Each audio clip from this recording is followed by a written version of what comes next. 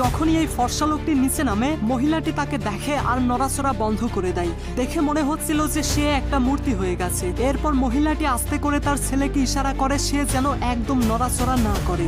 এরপর ছেলেটি তাড়াতাড়ি তার পেছনে থাকা একটি লোকের হাত ধরে ফেলে। সেই লোকটি অবাক হয়ে যায়, কিন্তু ছেলেটি তাকে নড়াচড়া করতে মানা করে। এরপর জানা যায় সেখানকার সবাই আসলে রোবট। রোবটটি তাদেরকে ভালোভাবে দেখে এটা জানার চেষ্টা করছিল যে এরা কি মানুষ, কিন্তু যখন কেউ কোনো ধরনের নড়াচড়া করে না তখন রোবটটি মহিলার কাছে গিয়ে দাঁড়িয়ে পড়ে। তারপর রোবটটি বাকি লোকেদের কাছে এগিয়ে যায়। এরপর রোবটটা আরো একটি লোকের কাছে যায়, যে লোকটা একদম শান্তভাবে দাঁড়িয়েছিল। রোবট তার কাছ থেকে চলেই যাচ্ছিল, ঠিক তখনই একটা পোকা লোকটির চোখের কাছে এসে বসে। লোকটা হালকা করে চোখের পলক ফেলে পোকাটাকে ওড়ানোর জন্য, কিন্তু রোবট সেই মুহূর্তে লোকটিকে নড়াচড়া করতে দেখে ফেলে এবং ঘুরে এসে লোকটির গলা চেপে ধরে তাকে মারার চেষ্টা করছিল। এবং এটা দেখে মহিলাটি সময় নষ্ট না করে তার ছেলের হাত ধরে সেখান থেকে পালাতে